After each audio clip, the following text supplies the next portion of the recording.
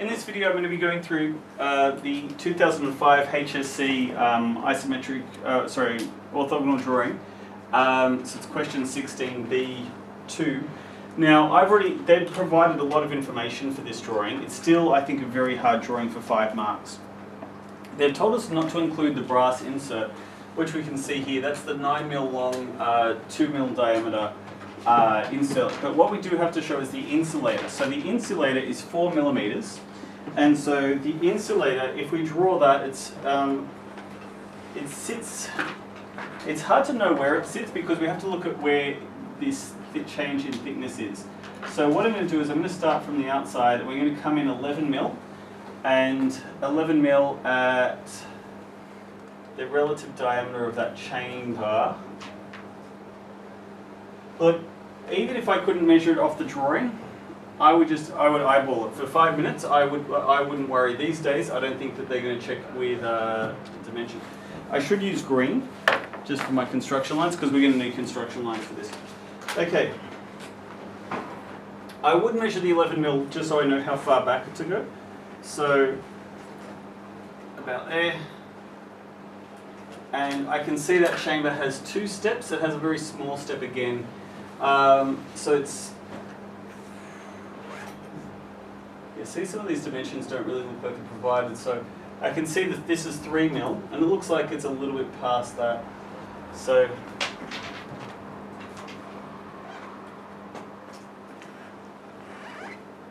back from this wall, so that's 2mm.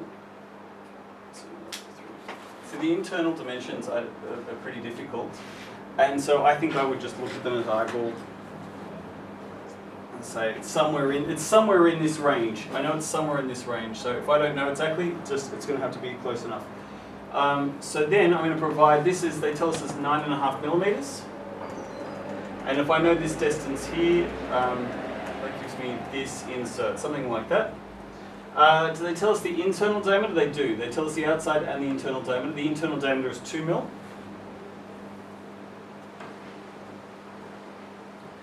And I'm going to section that to show that that's a material. Then I'm going to have the rest of the material. Okay, so we've done that into that first chamber. The rest of this is unchanged. We do have to look at this part here where the thing comes down. So this is provided for us. And then after that, it's this chamber where it comes down, where it goes into the, so it's threaded. Okay. So what they've said here, they haven't drawn this for us because this part here is threaded. The thread starts at the same spot here, so that's how we show a threaded section. And because we're going to have the thread go into some of this material, so I'm going to draw the sectioning to show that this is a different material. I'm drawing that at 45 degrees.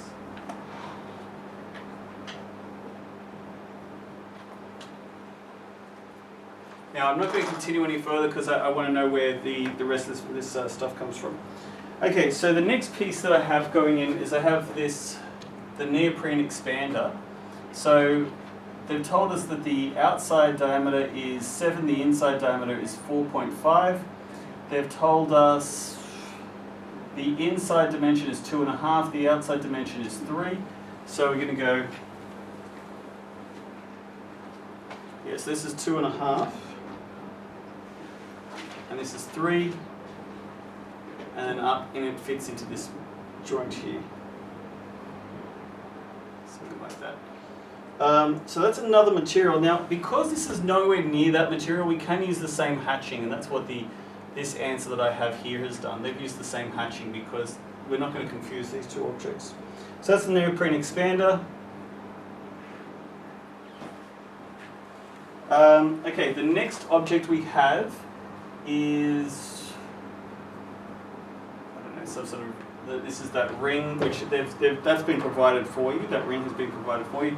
We just need to show the line, so that ring has been provided.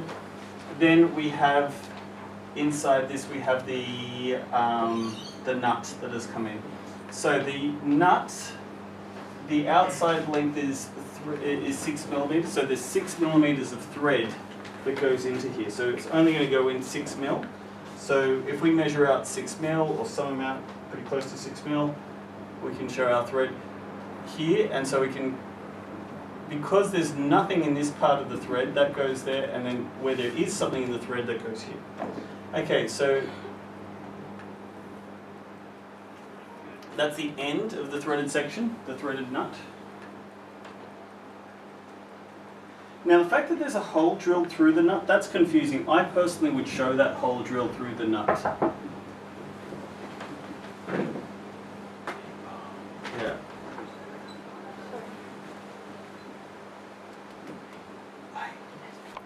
So, excuse the interruption, we had some thread. Now the thread doesn't go all the way, there is a bit of a blank spot. I am going to draw it without. Now I'm going to provide the answer that I have here as a photo in the notes, but I think that you would be allowed just to do the thread all the way to the nut. So that's what, to the locking nut, whatever that is in the end. So we have a total distance. They do show that there's a 3 to 6. So the total distance is 9 from the thread. So if this is 6, let's call this 6 here. And then we're going to go into our hex section. I would calculate this as across the corners distance, which is 1.8 of the metric thread, which is about here.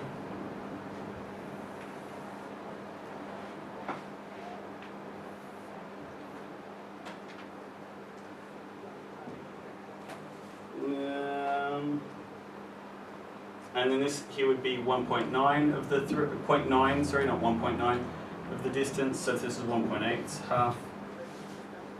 Like that, close enough.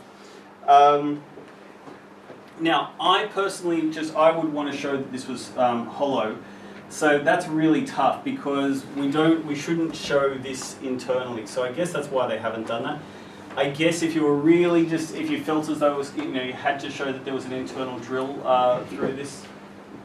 They have provided the diameter, so I don't think you would lose any marks for showing half of 5.5 mil through this here, just to show that this here is. That's how I would do it. Now, I want to say as a caveat, we typically don't show hidden detail and sectioning in the same drawing. The reason why I've done that here is because there's really no alternative. We can't show this being, when we have a threaded section, we can't show it in section. We can't show it with hatching like that.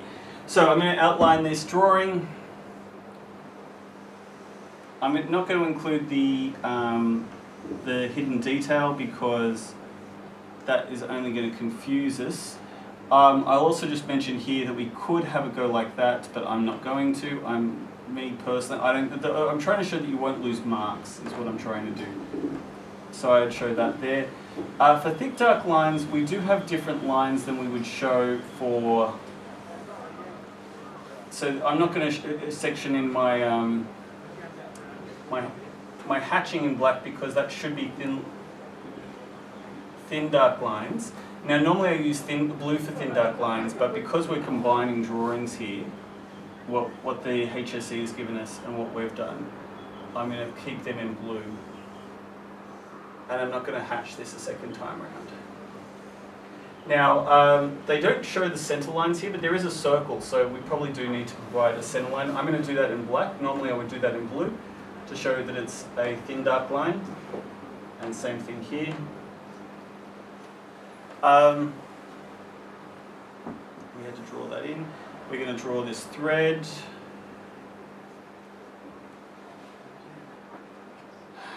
This really should, I'm going to do this part in blue, just so we know that it's thin. Don't have blue text, I do.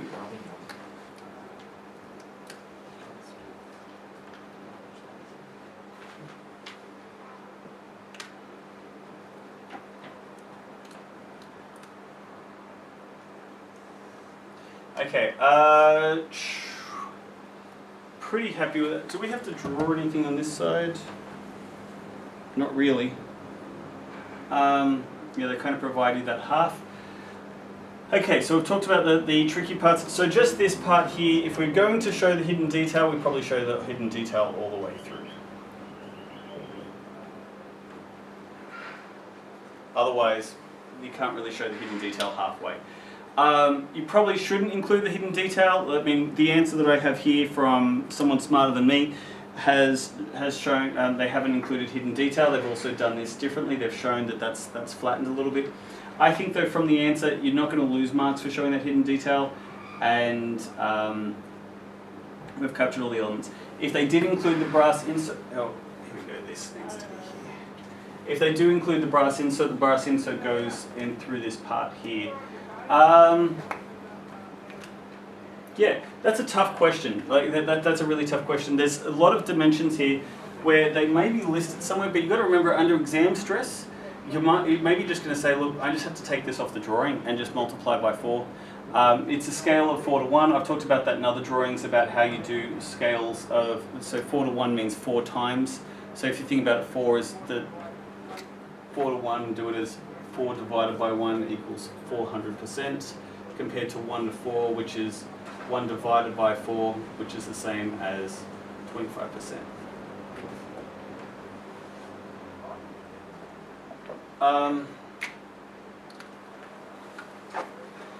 That'll do.